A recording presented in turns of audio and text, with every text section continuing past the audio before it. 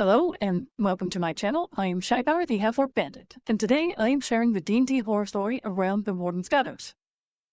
For this session, the names will be omitted from the horror story, and that some of what's going to happen is going to be distinctly different to what happened to Shagar in her backstory video, which if you haven't seen before, please refer to the card.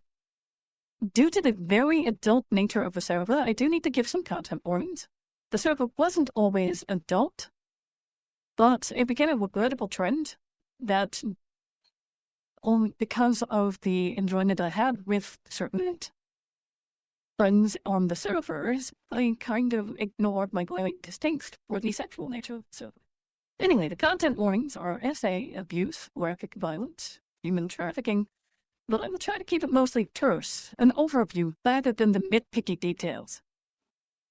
For context, this happened on a Discord West Marches server, and the class arc was meant for a friend of mine who later would become part of the forest. At the time, they were in level 8 to 10 rogue cleric multiclass. They were wanting to become the warden of the town of Nebraska.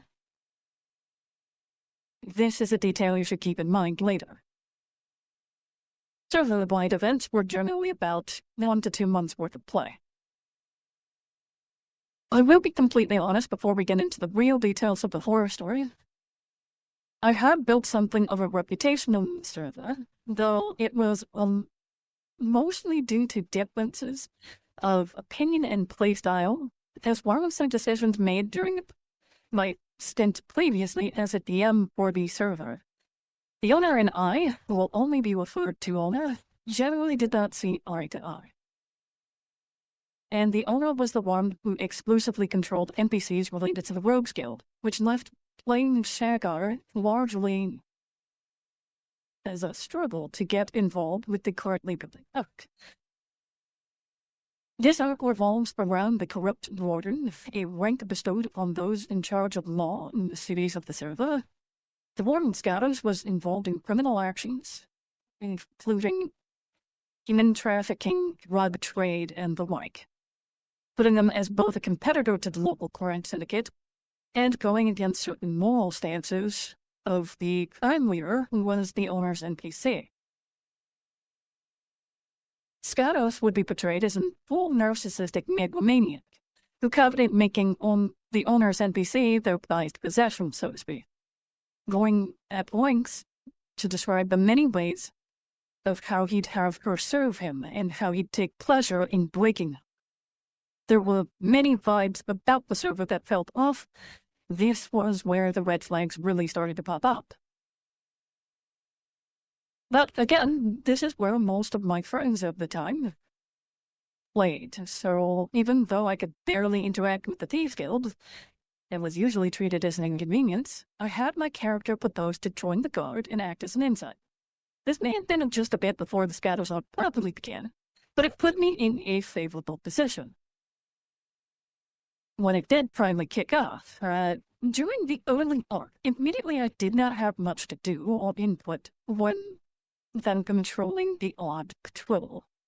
Every now and then I try to eavesdrop and get a sense of things, but even those were largely done through a DM yourself kind of quest mechanic that they had on the server. Very much wasn't able to participate in most interactions. I mostly ended up having to do these self-DM quests. And when I did try to interact directly with Shadows to try and further the event, I was largely ignored or given the barest amount of roleplay. This dynamic would continue for a few weeks, although the quest was put forth as a server event, with many players and their multitudes of characters plotting and planning how they would stop Shadows. The only people who could seemingly make any clear advancements were the owner and the owner's preferred player, who, while not directly related to the horror story, is involved.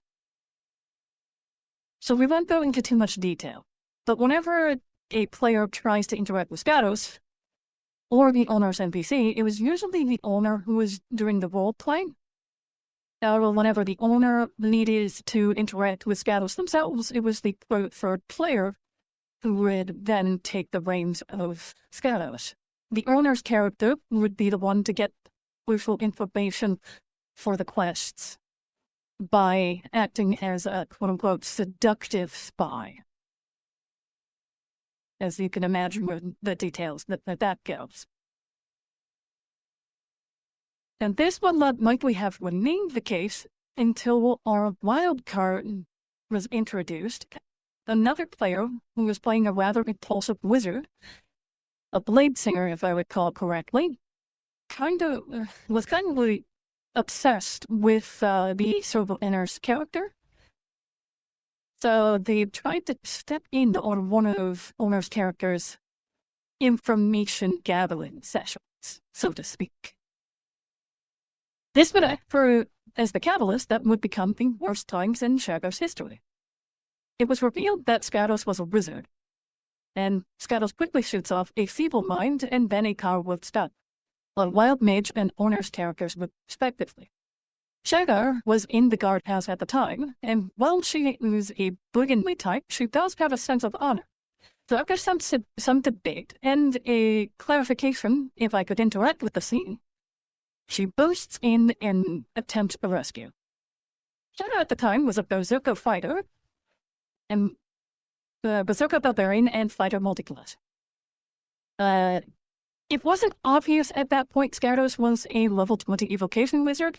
Well, I drawn a sweat from the BBUG.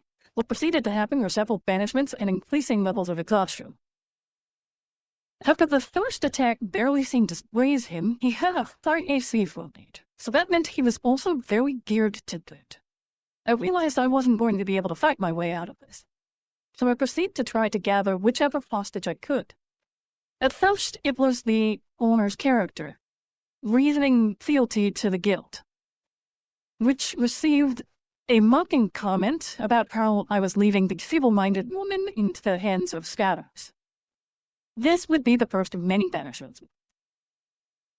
At some point, he escapes with the stunned owner's character, and while I would reappear from the banishment, I was able to barely manage to rescue Wild Mage.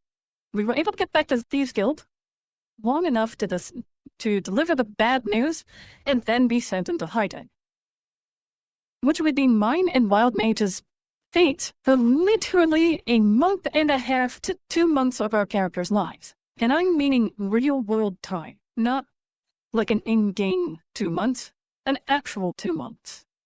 We were stuck hiding in a cave for almost the whole of the arc. This was getting understandably boring, watching a Westmark server advance without us. Which, due to the nature of the server, I had the option of playing other characters, but Shagar was my main rogue type character, and the other well-established character I had was called Mia, and not related to the city where this was all happening. Combine that with the owner's animosity reaching a peak, where they DM me that Shagar is no longer part of the guild and they no longer wanted to interact with me at all, meant I was unable to partake in the server-wide event directly. Not for a lack of trying. I tried making backup robes to hopefully get another person to admit them, becoming like a merchant or a fence or other things that might be useful to the Rogues Guild. But this was to no avail. After a point where Wild Mage and I voiced enough discontent, we were allowed to at least engage in the hunting downtime activity, which was a way to get out of the claustrophobic corner of the server that was our cave hideout, and maybe earn some flesh, meats, or animal parts that we could then later sell for gold. But the thing was, we were still capture or kill on sight, when this was well beyond the server's own based rules of a 2-week alert.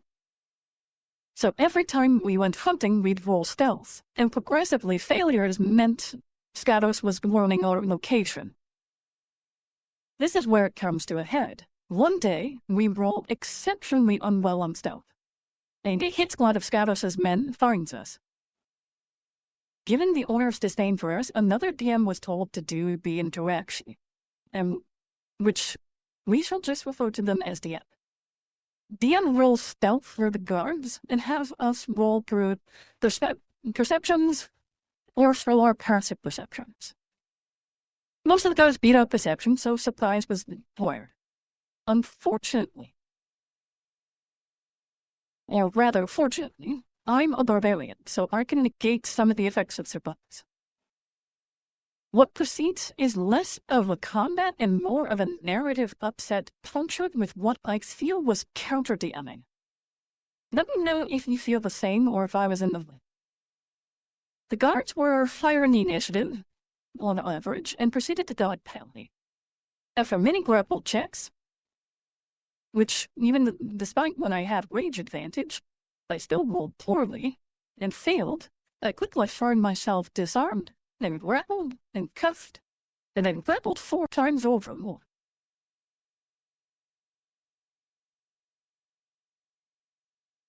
While the DM was letting me speak in all persuasion checks, given my character's barbaric nature, I was not exactly high or keen on charisma skills. So most of my pleading and intimidations and bargaining fell upon deaf ears, thanks to yet more abysmal walls.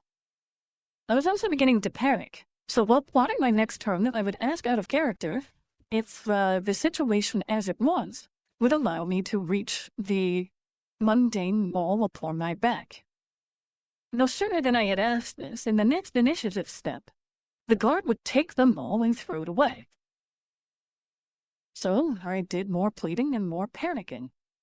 Once more above the table, I would ask that if the potions of enlargement that I keep in my pouch would help me grow in a way where it would break the cuffs. And in the next initiative set, once more, the packs were taken and thrown away.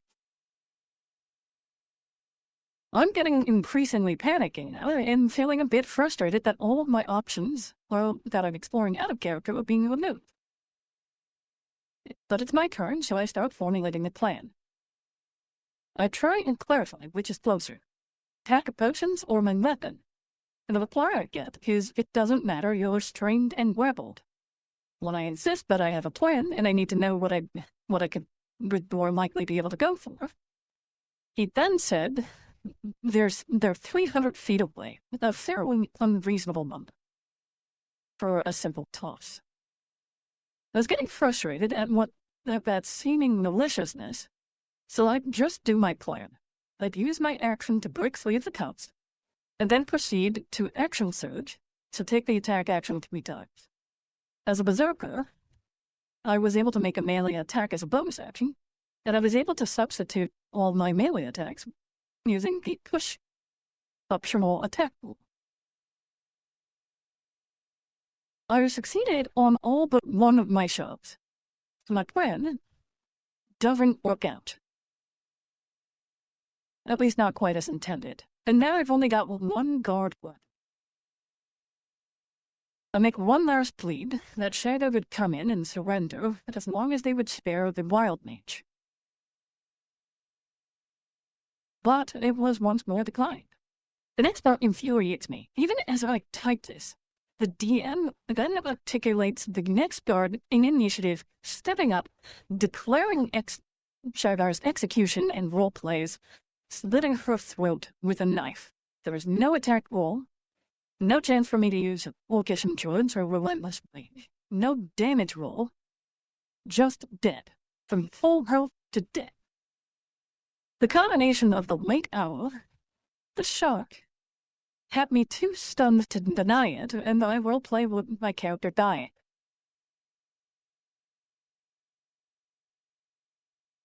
But in the morning, I immediately voiced dissatisfaction and pleaded with the few people left on the server that would give any time of day that my character should be revived. Yes, I know that this is a realistic consequence of perpetrating a villain, but the execution of how it happened had me livid.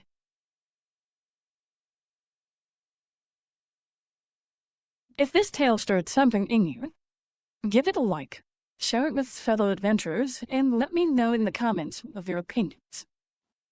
Also, feel free to tell me or email me your own horror stories. I also have to bring up something pretty serious. I made a YouTube short on this a little bit ago, but I have some close personal friends that have been largely influential in making this channel happen. My friends are veterans from America, and they are currently homeless. I've started a GoFundMe, and I would really appreciate if anybody who's watching this video is able to lend them a little bit of support, a little bit of generosity. I know I'm fairly early in my time as a YouTube content creator, but without these people, the book that I am writing for D&D content, which kind of inspired me to then come on the platform, would never have come to exist. So I kind of feel like I need to support these people who have been very close to me. If you have any spare income, please see the charity below. Anything counts. Anything. It doesn't have to be much. They are currently homeless, and these contributions would help them with shelter and maybe food. I am Shagar the Half-Orc Bandit, and this is only the beginning.